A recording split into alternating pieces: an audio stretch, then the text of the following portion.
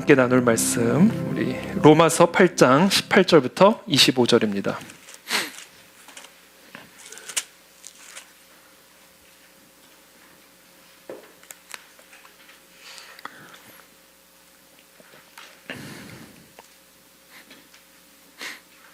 우리 한 절씩 저와 여러분들이 교독하겠습니다. 저부터 읽겠습니다. 생각하건대 현재의 고난은 장차 우리에게 나타날 영광과 비교할 수 없도다. 피조물이 고대하는 바는 하나님의 아들들이 나타난 피조물이 허무한데 굴복하는 것은 자기 뜻이 아니요 오직 굴복하게 하시는 이로 말미암음이니라.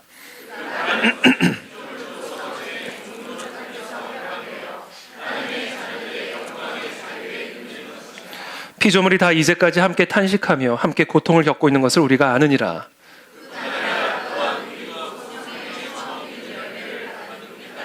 속으로 탄식 양자될 것 곧 우리 몸의 속량을 기다리느니라. 우리가 소망으로 구원을 얻었음에 보이는 소망이 소망이 아니니 보는 것을 누가 바라리요. 만일 우리가 보지 못하는 것을 바라면 참음으로 기다릴지니라. 아멘. 네, 오늘 로마서 강의의 22번째 말씀, 마지막 때를 살아가는 성도의 올바른 태도라는 주제를 가지고 오늘 말씀 나누겠습니다. 오늘 우리가 함께 읽은 본문은 우리 지난주에 함께 나누었던 말씀을 포함하고 있습니다. 제가 이 로마서 설교를 준비하면서 또 묵상하면서 느끼는 거는 이 말씀, 이 로마서를 좀 빨리 끝내고 싶지 않다라는 그런 마음이 듭니다. 그만큼 이 로마서의 말씀은 정말 세계의 역사를 바꾼 수많은 인물들을 만들어낸, 물론 모든 말씀들이 하나님의 말씀입니다만 특별히 하나님께서 귀하게 쓰신 책 중에 하나가 바로 이 로마서 말씀입니다. 그래서 묵상하면 할수록 똑같은 말씀 안에 다양한 의미가 담겨져 있고 정말 풍성한 메시지가 담겨져 있는 것을 제가 이제 보면서 이거 빨리 끝내고 싶지 않다, 이런 좀 생각을 하게 됩니다. 그래서 오늘 본문도 지난주 본문에 이어서 18절부터 25절까지의 말씀을 우리 함께 나누도록 하겠습니다. 여러분, 호기심 많은 5살짜리 꼬마아이로부터 질문 공세를 받아본 경험이 있으십니까? 아마 다 있으셨을 겁니다. 한 번은 저희 딸이 제게 이런 질문을 했습니다. 5살 때. 아빠, 자동차는 날지 못하는데 자동차보다 더 무거운 비행기는 어떻게 날 수 있는 거예요? 여러분은 이 5살짜리 꼬마의 이 질문에 뭐라고 설명해 주시겠습니까? 비행기에 작용하는 힘은 모두 4가지야. 저는 항상 진지하니까.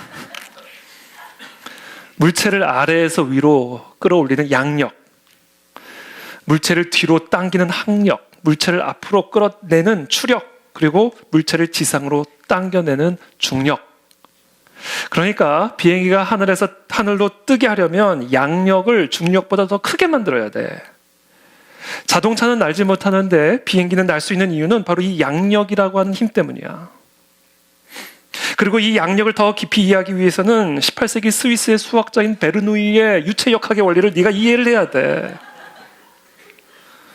그러면 제가 5살짜리 이 아이에게 장장 1시간 동안 베르누이의 유체역학의 원리를 설명해 줬다면, 제가 만약에 그랬다면 이 아이가 그것을 이해를 했을까요? 당연히 이해를 못했겠죠. 그래서 저는 제 딸의 질문에 그 아이의 수준에 맞게 아주 단순하게 대답을 해줬습니다. 비행기는 날 수 있고 자동차는 못 나는 이유는 비행기에는 날개가 있고 자동차에는 날개가 없기 때문이야. 박쥐는 날 수 있고 쥐는 못 나는 이유와 같은 이치야. 이렇게 설명을 해줬어요. 그랬더니 얘가 제 말을 이해하는 것 같으면서도 이해할 수 없다는 표정을 지으면서 또 다른 질문을 제게 던졌습니다.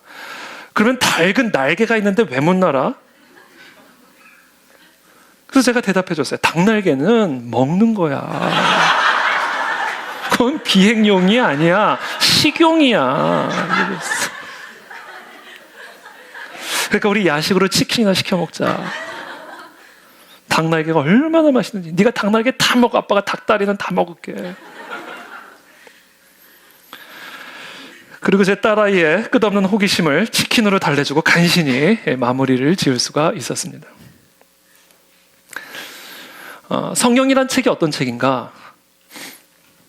전능하신 하나님께서 이 땅에 살아가는 유한한 인간에게 하늘의 일들을 인간의 언어로 설명하기 위해 기록한 책이 성경입니다. 저는 하나님께서 우리에게 이 하나님의 일들을 설명해 주시려고 할 때 제가 제 딸의 질문 앞에서 느꼈을 법한 그런 난처함을 동일하게 경험하셨을 거라 생각합니다. 마치 아인슈타인이 자신의 상대성 원리를 5살짜리 꼬마에게 설명하려 했을 때 느꼈을 그런 난처함과 같은 것이죠. 상대성 원리를 만든 사람은 아인슈타인 자신입니다. 그러므로 세상에서 아인슈타인만큼 상대성 원리를 완벽하게 설명해 줄 수 있는 사람은 없습니다. 자, 그럼에도 불구하고 이 아인슈타인이 상대성 원리를 5살짜리 꼬마에게 설명할 때에는 천하의 아인슈타인이라 할지라도 자신의 한계를 경험할 수밖에 없었을 겁니다. 자, 우리는 하나님께서도 그와 같은 한계를 경험하셨다는 사실을 성경을 통해서 발견하게 됩니다. 어떻게 해야 거듭날 수가 있습니까? 네가 다시 태어나야 거듭날 수 있다. 그럼 엄마 뱃속에 들어갔다 다시 나오라는 말입니까? 내가 땅의 일을 말하여도 너희가 믿지 아니하거든. 하물며 하늘의 일을 말하면 어떻게 믿겠느냐? 공생의 3년 동안 제자들과 함께 먹고 마시며 함께 살고 끊임없이 주님의 가르침을 배웠던 제자들, 예수님이 이제 부활하신 다음에 승천하신 그 마지막 순간까지 예수님이 제자들에게 가르치신 바를 제대로 이해를 못하고 있었어요. 그들이 모였을 때 예수께 여쭈어 이르되 주께서 이스라엘 나라를 회복하심이 이때니까.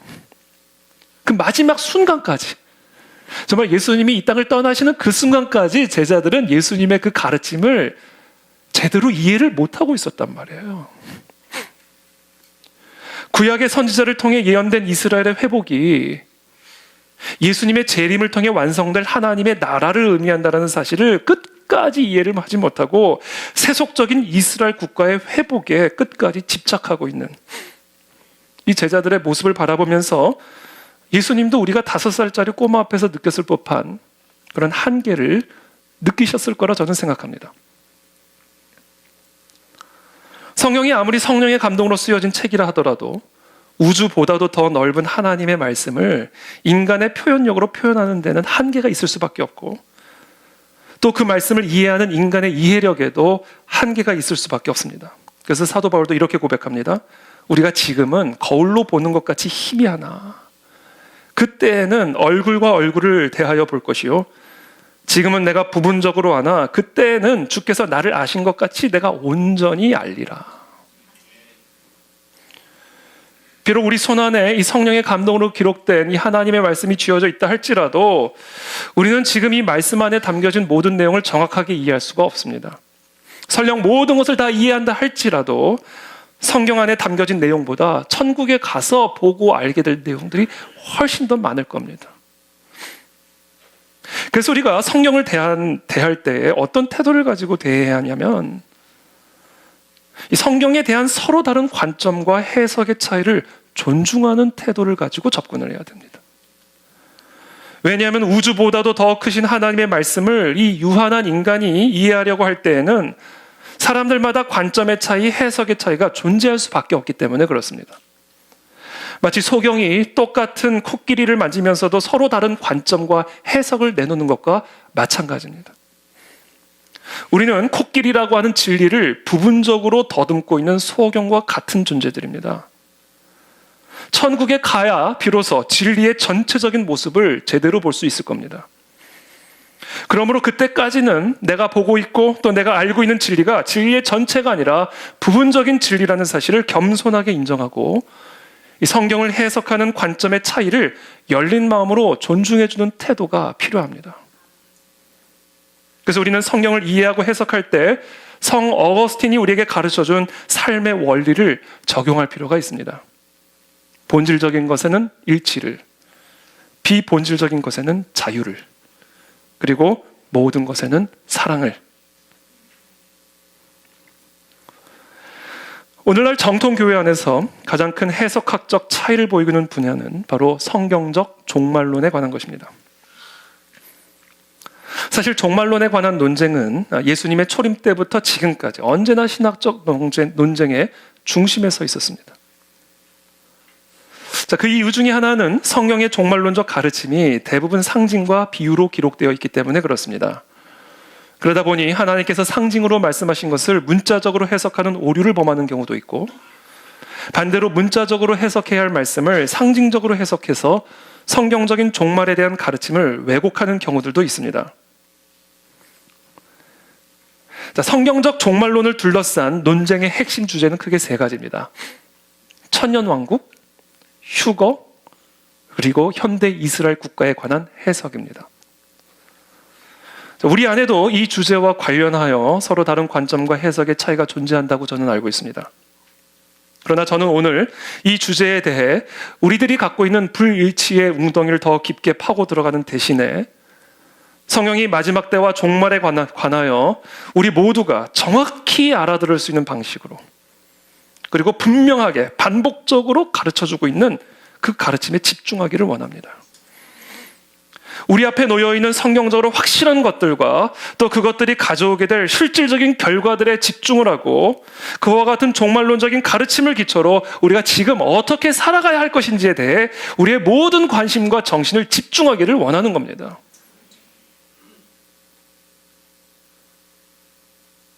오늘 사도 바울은 로마서 8장 18절에서 이렇게 말씀합니다. 생각하건대 현재의 고난은 장차 우리에게 나타날 영광과 비교할 수 없도다. 여기서 사도 바울이 말하는 현재, 바울의 현재, 이 현재는 곧 마지막 때를 의미합니다. 성경적인 종말론을 이해하기 위해서는 먼저 마지막 때에 대한 성경적인 의미부터 정확하게 이해하셔야 됩니다. 히브리서 1장 1절부터 2절까지의 말씀입니다. 옛적에 선지자들을 통하여 여러 부분과 여러 모양으로 우리 조상들에게 말씀하신 하나님이 이 모든 날 마지막에는 아들을 통하여 우리에게 말씀하셨으니 이 아들을 만유의 상속자로 세우시고 또 그로 말미암아 모든 세계를 지으셨느니라. 마지막 때에는 예수님을 통해서 하나님이 말씀하셨다는 거예요. 구약시대에는 선지자를 통해서 말씀하셨는데 이제 이 마지막 날에는 예수 그리스도를 통해서 말씀하셨다. 이것은 무엇을 의미합니까? 신약 성경은요, 지금 우리가 살아가고 있는 2023년 이 현재 시간을 기준으로 앞으로 올 시간을 마지막 때라 말하지 않습니다.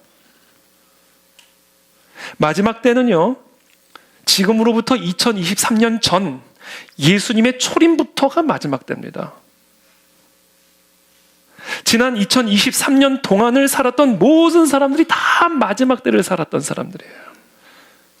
그리고 앞으로 얼마나 더 많은 시간이 지나야 할지를 알 수는 없지만 그리스도께서 다시 오셔서 모든 역사가 끝이 나는 그 종말의 날짜가, 그 날짜까지가 바로 마지막 때입니다.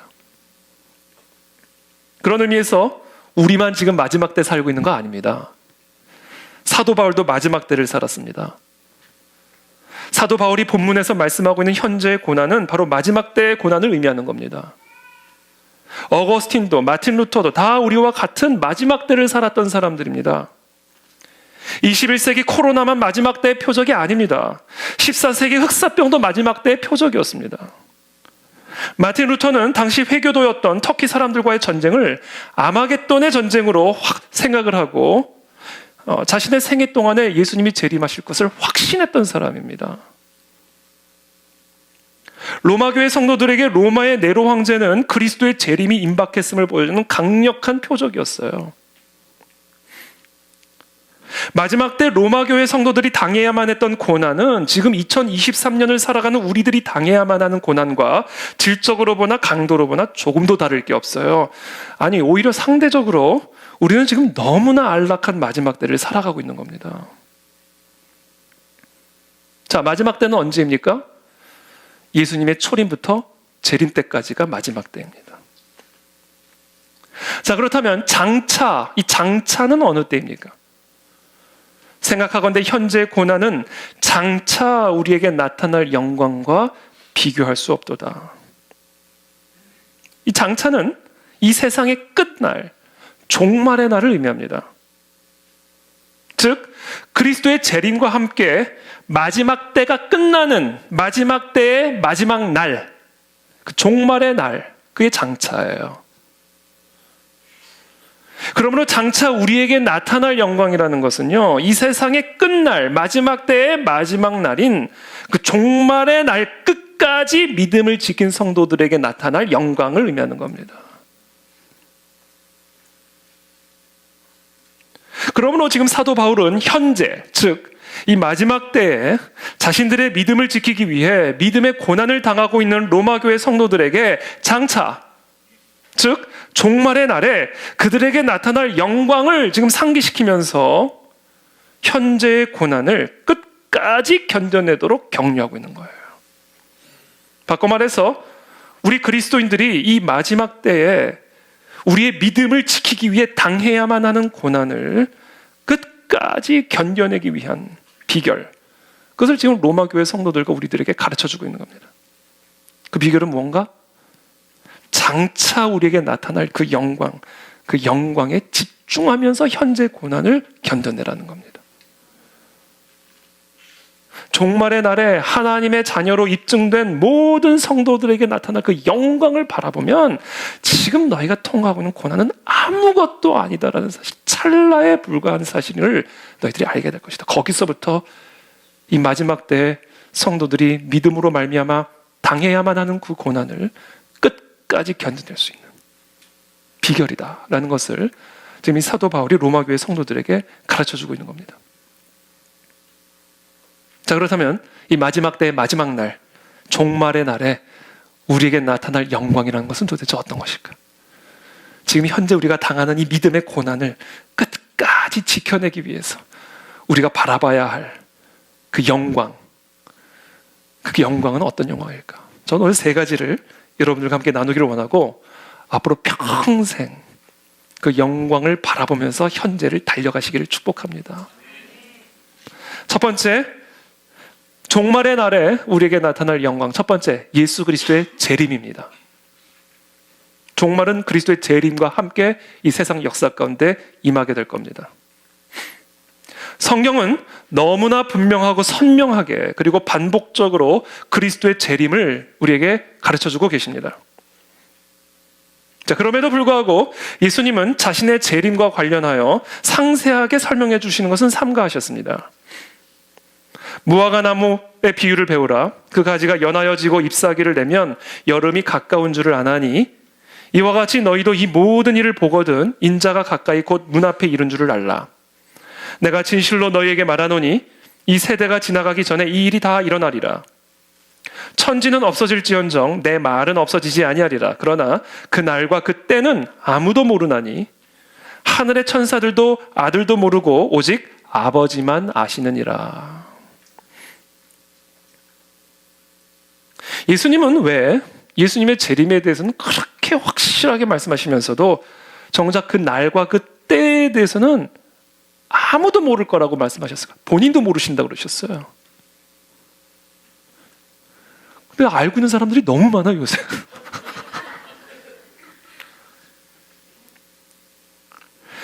그렇게 하신 이유는 하나입니다. 예수님의 재림을 확실하게 말씀하시면서도 언제 일어날 것을 정확하게 확실하게 감추신 이유는요, 하나예요, 하나.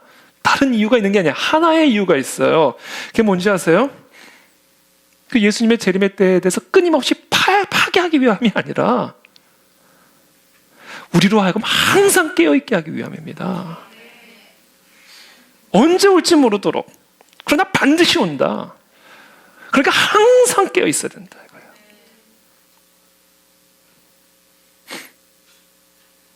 여러분, 우리가 청소년 자녀를 둔 부모들이 외출을 할 때 아빠 언제 와? 내가 언제 올지 때와 시기는 네가 알 바 아니다. 때와 시기를 안 알려주는 이유가 뭐예요? 2시까지 올까? 그럼 2시를 기준으로 계획 짜잖아요, 애들이. 응? 그 아빠 언제 올 거야? 그러면 때와 시기는 네가 알 바 아니요. 항상 깨어 숙제나 하고 있을지어다. 그러고 나가는 거 아니에요? 똑같은 이치라니까요, 여러분. 근신하라 깨어라. 너희 대적 마귀가 우는 사자같이 두루다니며 삼킬 자를 찾나니 너희는 믿음을 굳건하게 하여 그를 대적하라. 이는 세상에 있는 너희 형제들도 동일한 고난을 당하는 줄을 알미라. 우리가 살고 있는 이 세상은요, 대적 마귀가 지금 삼키려고 두루 다니고 있는 세상이에요. 그런 상황 속에서 살고 있기 때문에 잠들었다가는 죽는 거예요. 그래서 주님은 우리를 너무나 사랑하셔서 끝까지 마귀에게 삼킴을 당하지 않고 마귀를 대적할 수 있는 믿음의 사람으로 끝까지 견뎌낼 수 있도록, 항상 깨어 있을 수 있도록 내가 반드시 올 거다, 그러나 때와 시기는 나도 모른다 하고 올라가신 거예요. 그 주님의 의도를 모르고 계속 언제 올까, 언제 올까, 이게 오는 표적 아니냐, 저게 오는 표적이다. 그것은 마지막 때를 살아가는 성도의 올바른 태도가 아닙니다, 여러분. 우리는 언제 오실까에 집중하는 그리스도인이 되어서는 안 되고요, 항상 주의하고 깨어서 우리의 모든 관심과 정신을 재림의 시기가 아닌 재림을 준비하는 삶에 집중을 해야 된다는 거예요. 그게 마지막 때를 살아가는 성도의 올바른 태도입니다.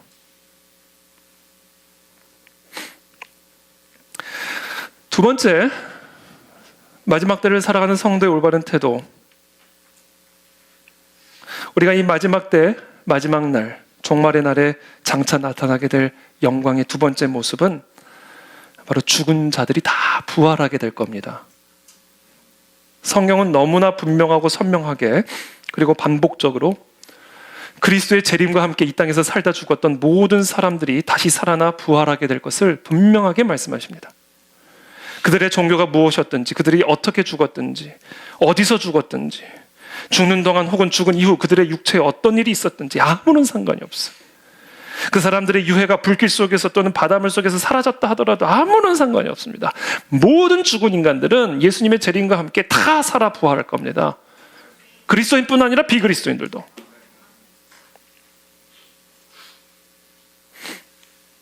자, 그렇다면 부활한 우리의 몸은 어떤 종류의 몸을 가지고 부활하게 될까?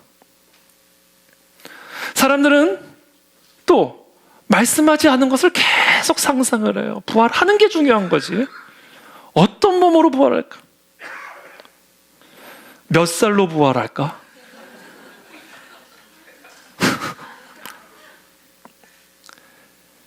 육체적으로 죽었을 때와 같은 나이일까? 만약에 그렇다면 부활의 때에 온 세상은 아마 고급 실버타운 같은 모습일 거예요. 가장 예뻤을 때 모습으로 태어날까? 아니면 가장 건강했을 때의 나이로 부활을 할까? 태어나면서부터 장애를 가졌던 사람은 어떤 모습으로 부활을 할까? 부활한 우리의 몸은 어떤 종류의 몸일까? 저도 궁금해요. 여러분들도 궁금하시죠? 성경이 우리에게 선명하게 가르쳐 주셨습니다, 여러분. 선명하게 가르쳐 주셨어요. 빌립보서 3장 21절의 말씀입니다. 그는 만물을 자기에게 복종하게 하실 수 있는 자의 역사로 우리의 낮은 몸을 자기 영광의 몸의 형체와 같이 변하게 하시리라. 부활하신 그리스도와 같은 몸으로 부활합니다, 우리가. 부활한 우리가 어떤 모습인지를 생각해 볼 수 있는 유일한 모델은 부활하신 그리스도세요. 부활하신 예수님은 평범한 인간과 같이 먹고 마실 수 있으셨습니다. 그래서 우리 부활의 몸을 입으면 우리도 먹고 마실 거예요. 사람들이 예수님을 만질 수도 있었습니다. 우리 서로 악수도 할 겁니다. 허그도 할 거예요.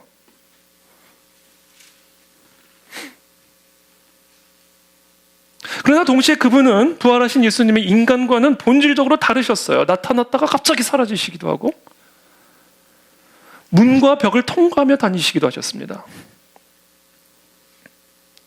부활한 우리가 바로 그와 같은 예수 그리스도와 같은 몸을 갖게 될 거다라는 거예요.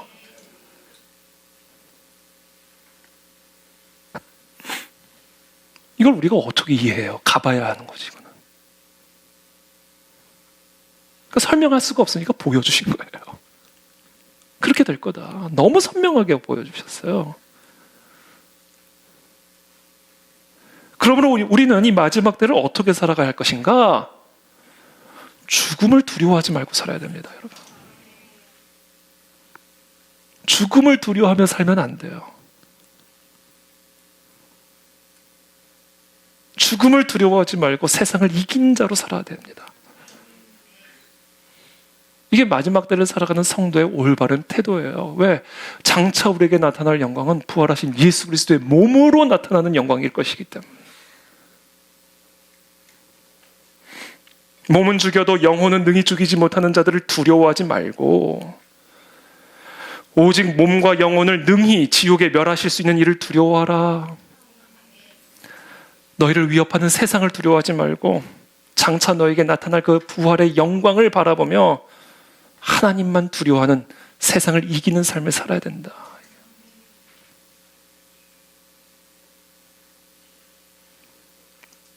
베드로가 예수님을 배신하잖아요. 예수님이 사선을 넘어가니까 그 사선까지는 못 넘어가는 거예요. 사선 넘어가면 끝이라고 생각했기 때문에 그래요. 그러니까 예수님이 사선 넘어가자마자 자기는 거기서 딱 스톱하고 돌아가잖아요. 다시는 예수님을 만날 거라 생각도 안 했을 거예요. 그러니까 마음 놓고, 어떻게 보면 마음 놓고 뒷일을 걱정 안 하고 그냥 도망간 겁니다. 좀 민망하긴 하지만. 근데 그 사선을 넘어갔던 예수님이 부활의 몸을 입고 다시 돌아오신 거예요. 베드로가 있는 곳으로. 그 경험이요, 베드로를 며칠 만에 완전하게 바꿔놔 버렸습니다. 죽음을 두려워하지 않는 사람으로. 본 거예요. 예수님의 부활을 통해서. 아, 나도 죽으면 저런 옷을 입게 되는구나. 그걸 본 겁니다, 베드로가. 말로 들었을 때는 못 알아들었어요. 근데 그걸 보니까, 아, 나도 저 옷을 입게 되는 거구나. 부활의 날에. 그러고 보니까 죽음은 더 이상 두려워할 문제가 하나도 아닌 거예요. 그게 장차 우리에게 나타날 영광이라는 겁니다. 그러므로 여러분, 죽음을 두려워하지 않게 되기를 바랍니다. 세상을 두려워하지 않게 되기를 바랍니다. 여러분, 죽음을 두려워하지 않는데 두려워할 게 뭐가 있어요, 우리가? 두려워가 하나도 없습니다. 두려움은 떠나갈지어다. 건강의 염려들은 떠나갈지어다. 죽음의 두려움도 다 떠나갈지어다. 장차 우리에게 나타날 이 부활의 영광을 바라보며 세상을 이기는 우리들이 되기를 축복합니다. 지난주 금요일에 우리 김성욱 대표님 오셔서 귀한 강의를 나눠주셨는데 아마 우리 대부분의 성도님들은 이미 다 알고 있는 내용이기도 할 겁니다. 특별히 바이든 플랜 이야기를 하셨죠. 바이든 플랜. 이 미국 내에 지금 현재 LGBTQ 이 정책들, 그리고 평등법, 우리나라에서는 차별금지법으로 부르죠. 이런 법들이 미국에서는 이미 다 통과가 됐고 결혼 존중법을 통해서 동성결혼 다 이미 허용되어지고 있는 그런 나라가 됐죠. 근데 이게 여러분 단순한 미국 내 국내 정책이 아니라 이게 미국의 외교 정책이라는 게 문제의 핵심이에요. 미국 안에서 뭐 이렇든 저렇든 남의 나라 사람들이 신경 쓸 거, 물론 우리는 뭐 신경을 써야 되지만 이게 진짜 심각한 이유는요, 그와 같은 미국 내부의 정책이 외교 정책이라는 데 문제의 핵심이 있는 거예요. 과거 냉전 시대에 미국은 자유민주주의, 인권, 자본주의, 선봉에 쓴 나라였죠. 그것은 단순한 미국 내의 경제 정책, 정치 정책일 뿐 아니라 그게 외교 정책이었다고요. 그래서 모든 나라를 간섭했어요. 독재자 내려놓게 해라. 그 법 바꿔라. 그거 언론의 자유를 탄압하는 거다. 미국만 자유민주주의를 지지하는 국내 정책일 뿐만 아니라 그걸 가지고 외교 정책을 펼쳤다고요. 어떤 나라의 대사를 파견할 때는 그런 정책을 정확하게 구현시킬 수 있는 사람을 파견했다고요. 근데 지금 미국 내에 핵심 정책이 뭐냐면 LGBTQ 정책이라는 거예요. 하나님의 창조 질서를 파괴하는. 근데 그게 그냥 단순한 미국 국내 정책에 국한된 게 아니라 그게 외교 정책이라고요. 그래서 지금 대한민국 대사를 누구를 파견했습니까? 동성애자를 파견한 거 아니에요. 이게 외교 정책이에요. 대한민국 그렇게 만들겠다라는 겁니다. 그래서 만약에 이런 흐름이 쉽게 꺾이지 않는다면, 미국의 이런 정책의 기조가 쉽게 바뀌지 않는다면 앞으로 계속 이 기조는 강화될 거예요. 계속해서. 그게 외교 정책이니까. 혈맹이잖아요. 혈맹. 미국과는.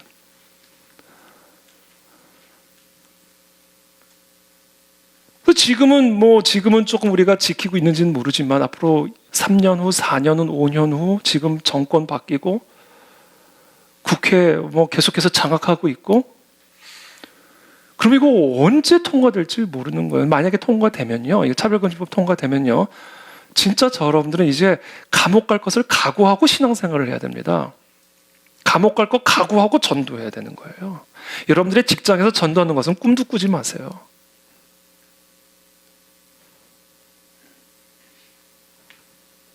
우리가 살고 있는 세상이 그런 세상이고 앞으로 우리가 살아가게 될지 모르는 세상이 그런 세상이란 말입니다. 자, 그런 세상 속에서 죽음을 두려워하는 사람이 우리 믿음 지킬 수 있을 거라 생각하세요? 내 안위를 위해서 살아가는 사람이 그런 세상 속에서 믿음을 지켜낼 수 있을 거라 생각하냐고요.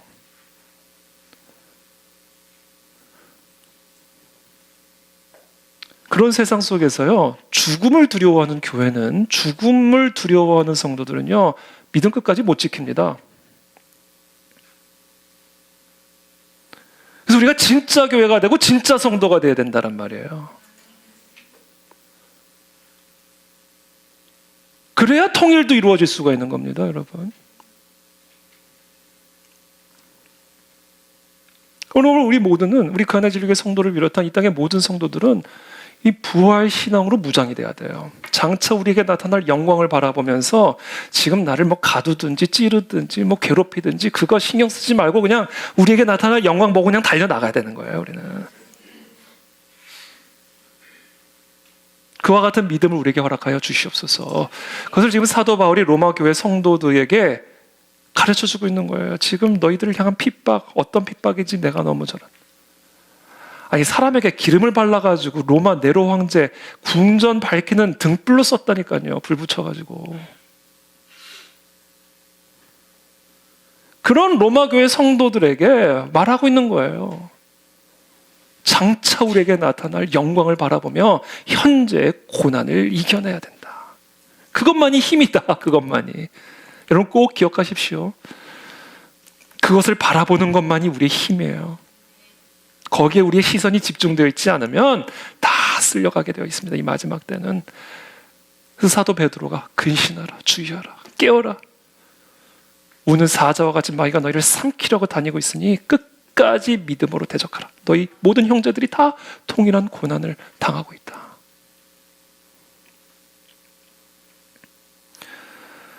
부활 신앙으로 무장하게 되길 축복합니다, 여러분. 거기에 우리의 시선이 고정이 되어 있어야 된다. 세 번째, 마지막입니다. 장차 우리에게 나타날 영광은 어떤 날인가? 바로 심판의 날이 될 겁니다. 그리스도의 재림과 함께 죽음에서 다시 살아난 모든 사람들은 한 사람도 예외 없이 최후의 심판대 앞에 서게 됩니다. 이 최후의 심판대 앞에는 부처도 서 있을 것이고요, 소크라테스도 서 있을 것이고, 공자도 서 있을 것이고, 무함마드도 서 있을 것이고, 베드로도 서 있을 것이고, 우리 모두가 다 서 있을 겁니다. 그리고 선악간에 그 몸으로 행한 것을 따라 최종적인 심판을 받게 될 겁니다. 요한복음 5장 28절 29절의 말씀입니다. 이를 놀랍게 여기지 말라. 무덤 속에 있는 자가 다 그의 음성을 들을 때가 오나니 선한 일을 행한 자는 생명의 부활로, 악한 일을 행한 자는 심판의 부활로 나오리라. 또 고린도 후서에서 사도 바울은 말씀합니다. 이는 우리가 다 반드시 그리스도의 심판대 앞에 나타나게 되어 각각 선악간에 그 몸으로 행한 것을 따라 받으려 함이라. 여러분, 죽음에서 부활한 우리 모두, 성도이든 비성도이든 우리 모두는 다 최후의 심판대 앞에 서게 될 것이고, 모든 인간들에 대한 하나님의 최종적인 심판은 우리의 믿음이 아니라 우리의 믿음의 증거를 근거로 내려지게 될 겁니다. 그렇다면 우리의 믿음의 증거는 무엇이 될 것인가? 그것은 내 믿음의 말이 아니라 내 믿음의 삶이 될 거다. 그것이 유일한 증거가 될 겁니다. 그렇기 때문에 죽음에서 부활한 모든 인간들에 대한 하나님의 최종적인 심판은 우리가 죽기 이전의 삶의 증거로 이미 결정이 될 거예요. 그 심판대 앞에서 무슨 변론을 하고 앞으로 더 잘 살겠습니다, 이런 변론이 오고 가는 날이 아니에요. 우리가 죽기 이전의 삶의 증거로 최후 심판대 앞에서의 결정은 끝나는 거예요. 그리고 그 심판의 근거가 되는 유일한 증거는 우리의 죽음 이전에 도덕적인 삶도 아니요, 종교적인 삶도 아니요, 오직 그리스도를 믿는 믿음의 삶만이 우리의 유일한 증거로 채택될 겁니다. 그런 의미에서 저와 여러분들을 향한 최후의 심판의 과정은 이미 시작되었고 현재 진행 중입니다. 우리의 현재의 삶 속에서 행했던, 그리고 행하고 있는 모든 행위들이 최종적이고 논쟁의 여지가 없고 번복할 수가 없는 우리 믿음의 최종적인 증거가 될 겁니다. 한마디로 우리의 영원한 운명은 현재의 삶으로 결정이 되고 우리의 죽음으로 봉인이 되며 최후의 심판의 날에 공포가 되는 겁니다. 자, 그렇다면 이제 여기서 오늘 여러분들이 반드시 기억해야 될, 다 여러분들이 받아 적으셔야 되고 마음판에 새기셔야 돼요. 여기에 우리의 영원한 운명이 달려있는 겁니다, 여러분. 그래서 우리가 최후의 심판대 앞에서 유일한 증거로 채택이 될 이 믿음의 삶의 증거란 건 도대체 뭐냐? 이 믿음의 삶의 증거는 크게 두 가지 증거로 구성이 되어 있습니다. 하나만이 아니에요. 두 가지. 이 두 가지 증거가 있어야 믿음의 삶의 증거가 됩니다. 첫 번째는 우리가 어떤 주홍빛 같은 붉은 죄를 졌다 할지라도, 우리가 얼마나 심각한 죄인이라 할지라도 우리의 모든 죄를 용서하시고 우리를 의롭다 칭해 주시는 예수 그리스도의 대속의 피의 능력으로 말미암아 의롭담을 받았음을 믿는 이 믿음의 삶, 그것을 믿음으로 사는 삶, 이 삶의 증거가 있어야 돼요. 우리가 어떤 죄인이라 할지라도 내가 의롭다 말할 수 있고 주장할 수 있는 단 하나의 이유는 나의 의 때문이 아니요, 나의 공로 때문이 아니요, 오직 십자가에서 나를 위해서 흘리신 그리스도의 대속의 피 때문이라는 사실을 믿음으로 살아가는 삶의 증거가 있어야 됩니다, 여러분. 그게 최후의 심판대 앞에서 채택이 될 믿음의 삶의 첫 번째 요소입니다. 이게 다가 아니에요, 그런데. 그것만으로는 최후의 심판대를 통과할 수 없습니다. 믿음의 삶의 증거를 완성시키는 두 번째 요소가 하나 더 남아 있습니다. 그것은 바로 나의 죄로부터 구원하신 그 구원자를 믿는 믿음의 삶뿐만 아니라 그 구원자 그리스도를 나의 주인으로 모시는 삶이에요. 이 믿음의 삶의 증거가 있어야 됩니다, 여러분, 우리 안에. 제가 최근에 통독을 하다가, 민수기 말씀을 통독을 하다가 아주 중요한 진리를 하나 발견했어요. 지난주에. 여호와께서 모세에게 말씀하여 이르시되, 보라, 내가 이스라엘 자손 중에서 레위인을 택하여 이스라엘 자손 중에 태를 열어 태어난 모든 마지를 대신하게 하였은즉 레위인은 내 것이라. 처음 태어난 자는 다 내 것임은 지금 무슨 말씀하시냐면, 그 이스라엘 백성 중에서 레위인을 특별히 구별시키시죠. 다른 사람들에게는 다 땅을 분배하는데 레위 지파에게는 땅을 분배 안 하셨단 말이에요. 그리고 특별한 임무를 맡기셨죠. 그러면서 이 레위인은 구별된 내 소유다, 이렇게 말씀하셨어요. 이게 무슨 의미냐면 말씀하시는 거예요. 내가 애굽에서 너희들을 구원할 때 애굽의 장자들은 다쳤다. 그러나 내가 이스라엘 장자들, 어린 양의 유월절 어린 양의 피를 바른 그 집안에 사는 이스라엘의 장자들은 내가 구원했다. 내가 유월절 어린 양의 피로 구원한 그들은 다 다 내 것이다 라는 사실을 레위인을 통해서 내가 보여주겠다라는 거예요. 레위인은 바로 그때 구원을 받은 이스라엘의 장자들을 대표하는 사람들이다. 그래서 계속 말씀하시는 거예요. 처음 태어난 자는 다 내 것임은 내가 애굽 땅에서 그 처음 태어난 자를 다 죽이던 날에 이스라엘의 처음 태어난 자는 사람이나 짐승을 다 거룩하게 구별하였으니 그들은 내 것이 될 것임이니라. 나는 여호와이니라. 이게 무슨 얘기예요? 내가 구원한 자는 내 거야. 레위인은 그것을 예표하는 사람들이야. 내가 출애굽할 때 이스라엘 장자들을 다 구원했기 때문에 그들은 다 내 거야. 그것을 레위인들이 보여주고 있는 거야 라고 말씀하시는 거예요. 이것은 우리에게 정말로 놀라운, 우리에게 영원한 생명을 가져다주는 진리를 가져다줍니다. 구원받은 자는 구원한 자의 소유가 되는 거예요. 우리는 오직 예수 그리스도의 십자가 대속의 피로 말미암아, 그 유월절 어린 양의 피로 말미암아 마땅히 받아야 할 하나님의 심판으로부터 구원을 받았습니다. 그렇게 구원을 받은 자는 구원자의 것이 되는 거예요. 그래서 우리는 그리스도인이라고 부르는 겁니다. 그래서 진짜 죄사함을 받고 구원을 받은 자들은 우리를 구원하신 구원자를 그냥 구원자일 뿐 아니라 우리의 주인으로 모시고 충성하는 삶의 증거가 있어야 돼요. 바로 이것이 우리의 믿음의 삶의 증거를 완성시키는 두 번째 요소라고요. 대부분의 그리스도인들이요, 이 첫 번째 요소로만 구원을 받는 거라고 착각하고 지옥에 가고 있어요.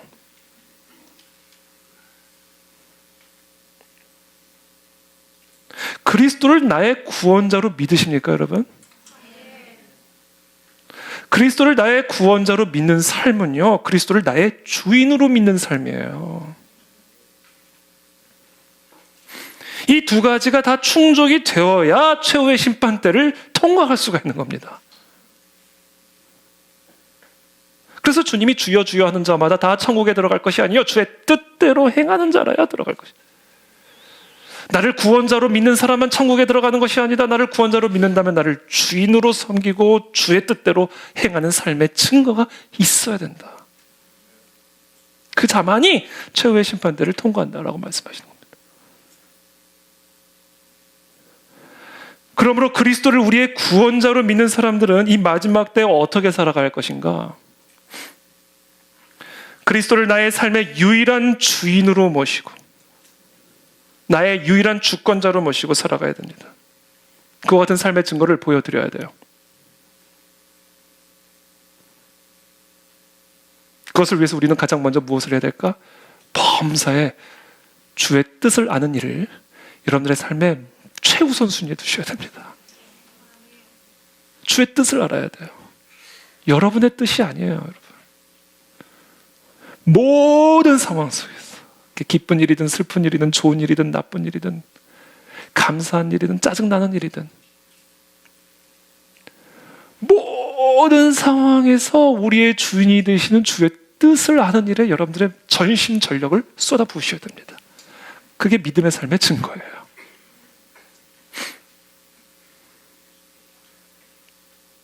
여러분들의 뜻을 십자가에 못 박으십시오. 우리의 자아를 십자가에 못 박아야 된다는 얘기를 그래서 사도 바울이 계속 하는 거예요. 너의 주인은 너가 아니라 그리스도다. 그 삶의 증거가 있어야 된다.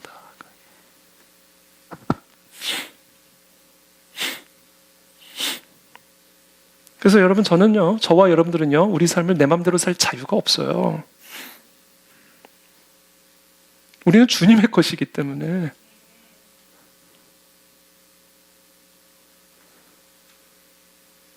우리가 정말 그리스도인이라면요, 우리가 우리 꿈을 위해서 살면 안 돼요. 그게 아무리 고귀한 꿈이랄지라도 내가 내 꿈을 위해서 사는 삶을 살면 안 돼요. 그건 여러분, 주인이 계시기 때문에 그래요. 내 인생은 내 게 아니라 주님의 것이라니까요.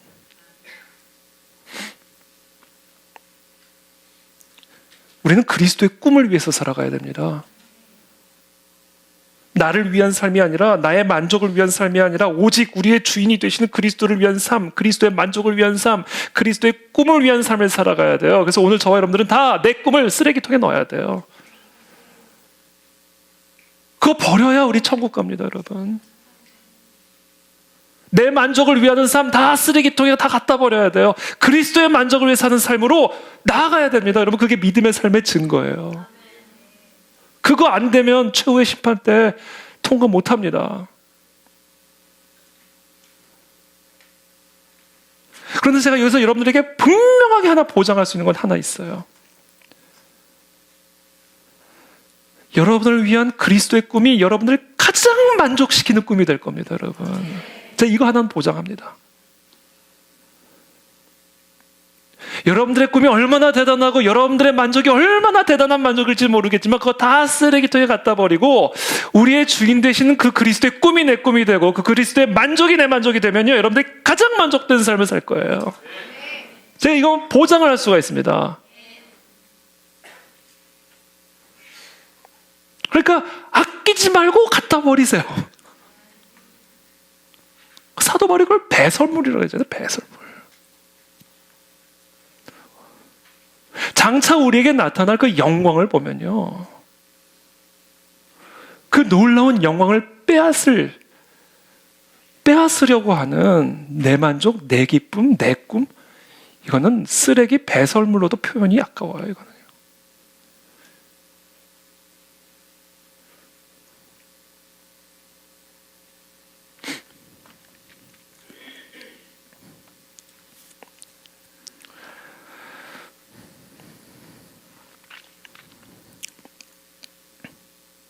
그래서 오늘 이 시간 저와 여러분들의 삶의 주권을 우리의 주인 되신 그리스도께 다시 한번 내어드리고 평생에 그리스도의 뜻을 위해, 그리스도의 뜻을 알기 위해, 그리스도의 뜻을 이루기 위해 살아가는 인생으로 헌신하고 결단하게 되기를 바랍니다.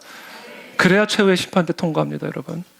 그 증거 없으면 통과 못합니다. 주여 주여 한다고 통과되는 거 절대로 아니에요. 그래서 하나님의 심판은 하나님의 집에서부터 시작된다고 말씀하셨어요.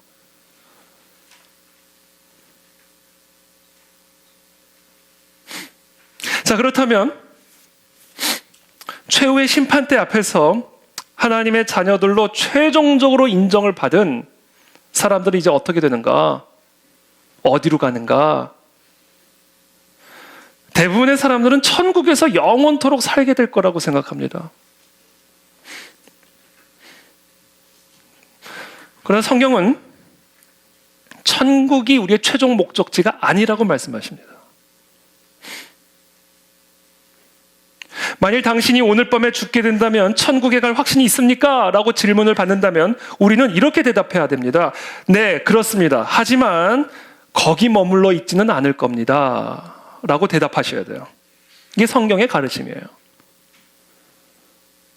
우리가 지금 죽었을 때, 지금 이 시간에 우리가 죽었을 때 가는 천국은 우리의 최종 목적지가 아니에요.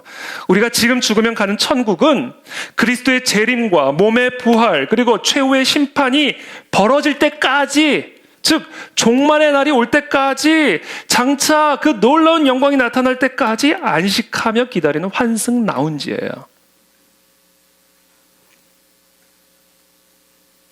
그렇다면 우리가 부활한 이후에 장차 우리가 들어가게 될 그 최종적인 목적지는 어딘가? 천국이 아니라 새 하늘과 새 땅입니다, 여러분. 지금 죽으면 천국에 가지만 그리스도께서 재림하셔서 죽은 우리 모두가 다 부활하여 부활의 옷을 입고 최후의 심판대를 통과하게 되면 가게 될 곳은 천국이 아니라 새 하늘과 새 땅이라는 거예요.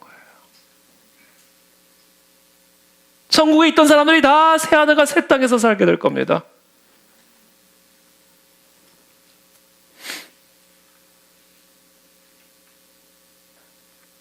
지금 우리가 살고 있는 이 피조 세계가 완전히 새로워진 새 하늘과 새 땅. 지금 우리가 살고 있는 이 땅을 대체하는 하늘이 아니라 지금 우리가 살고 있는 이 하늘과 땅이 새로워진 하늘과 땅에서 영원히 부활의 옷을 입고 살아가게 될 거다라는 거예요. 이게 우리가 들어가게 될 최종적인 목적지예요. 그게 우리에게 장차 나타나게 될 영광입니다, 여러분. 그와 같이 새롭게 회복된 새하늘과 새 땅을 요한은 거룩한 성 새 예루살렘으로 상징적으로 표현하면서 이렇게 말합니다. 또 내가 새 하늘과 새 땅을 보니 처음 하늘과 처음 땅이 없어졌고 바다도 다시 있지 않더라. 너 천국에 가면 바다가 없어요. 나 바다 좋아하는데. 여기서 말하는 바다는 오션이 아니에요. 세이튼이에요. 구약 성경의 상징 체계에서 바다는 무질서하고 쉼 없는 악을 상징합니다. 다니엘이 본 환상 속에서 난폭한 짐승들이 나라들을 짓밟기 위해서 바다로부터 나타납니다. 바다는 하나님과 하나님의 백성들을 대적하는 이 세상의 악, 사단을 상징하는 단어입니다. 그러므로 우리가 장차 부활의 옷을 입고 살아가게 될 그 새하늘과 새 땅에 바다가 없는 게 아니라 바다는 있을 거예요. 사단이 없을 겁니다.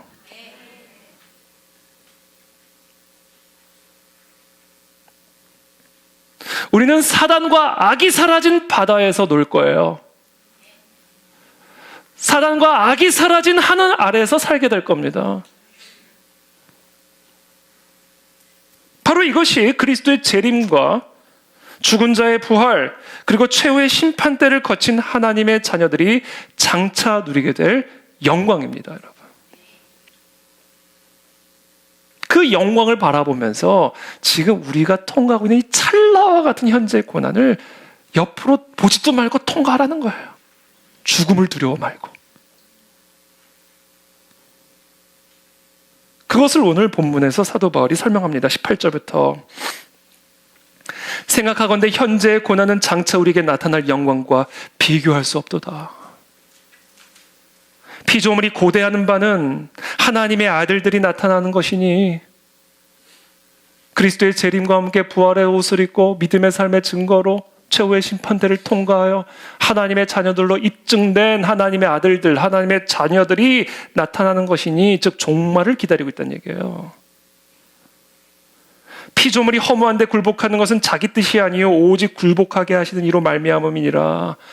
태초에 아담 한 사람의 죄로 말미암아 온 피조 세계가 사단의 통치, 사단의 저주 아래 들어가게 되어 다 허무한데 굴복하는 불쌍한 피조 세계가 되었지만 바다가 있는, 사단이 있는, 악이 다스리는 그런 피조 세계가 되었지만 그 바라는 것은 피조물도 그 썩어짐의 종노릇한 데서 해방되어 바다가 없어진 그런 피조물이 되어 새 하늘과 새 땅이 되기를 간절히 바라고 있습니다.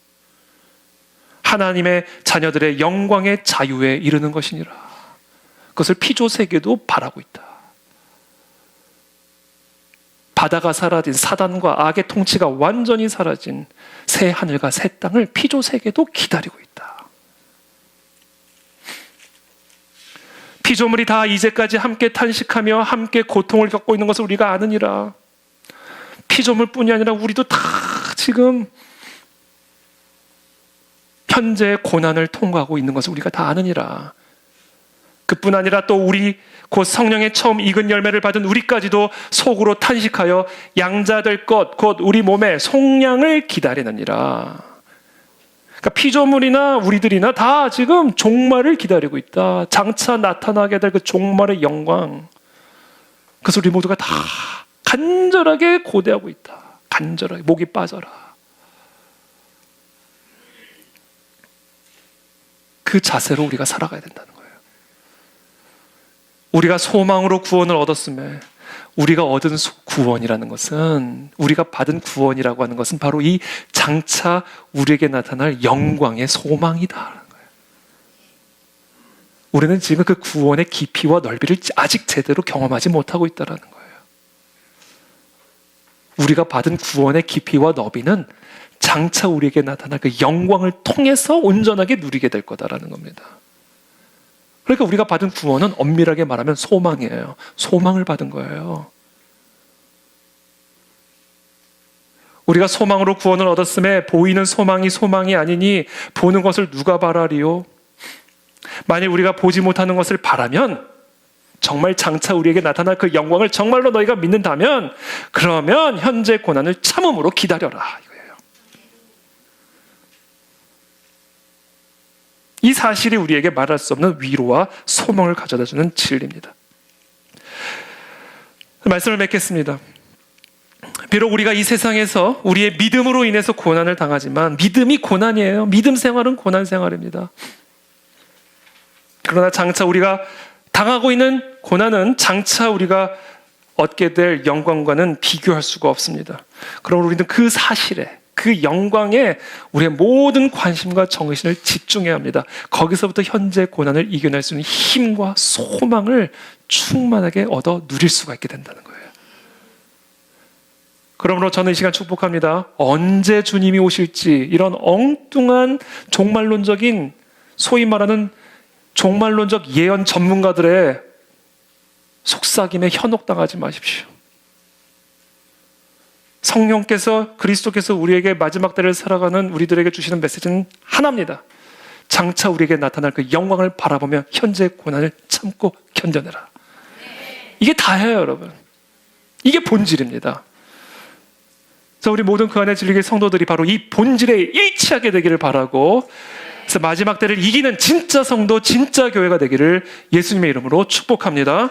기도하겠습니다.